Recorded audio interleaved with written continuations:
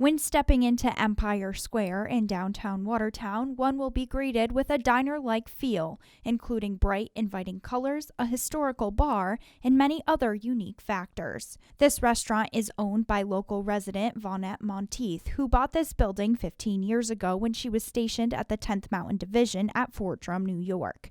This is when she first fell in love with the downtown area. I opted to live just a couple blocks away on Tenike, and I fell in love with Watertown, and I fell in love with the square, and I had the opportunity to buy this building from Todd LeVere, and that just sort of anchored me to Watertown because I have this old building, I have the old house. Since her original purchase, she left the area, retired from the military, completed culinary school, and now has moved back to Watertown to run the Empire. Joining her to open the restaurant this fall was Sarah Dowse, who was previously working in New York City as a club promoter and artist. She was invited to work at Empire Square as the bar manager and help bring the restaurant back to life. Empire's menu, according to Monteith, aims to make customers feel like they are eating a home-cooked meal.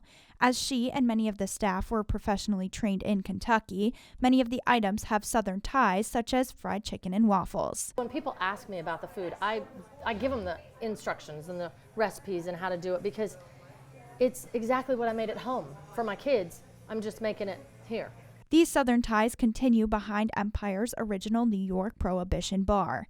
Dowse has created a cocktail menu that is both centered around Kentucky bourbon and Prohibition-style cocktails. We call ourselves Southern Fusion because we have a lot of Southern-style food, but we do it with Northern, local ingredients whenever we can. But as Empire is located just steps off of Watertown's public square, both Monteith and Dowse agreed that the goal of the restaurant is to preserve the history of downtown and keep it alive for many years to come. I've spent a lot of time in different old buildings, but this one definitely feels more alive than most. And with all of the things we found, like the pizza oven and the glassware, and when I fixed up the bar and refinished the back of it, it was just absolutely amazing to tear up the laminate and discover a dime from 1949, I think.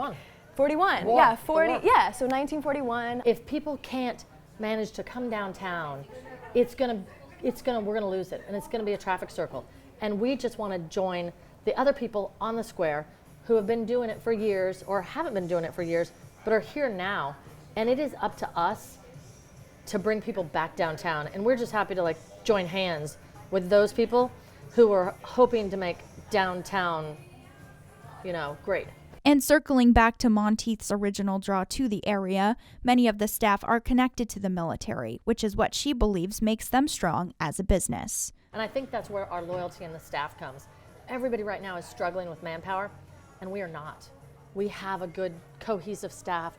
We like working together, and I think it's because we all have that military background where no man left behind. Empire Square is now open every day except Mondays for breakfast, lunch, and dinner. I've seen a lot of people walk in and just light up and look around and say, wow, this doesn't even feel like Watertown. And I love that because that means that Watertown is getting, it's getting up with the times. It's catching up with how people feel.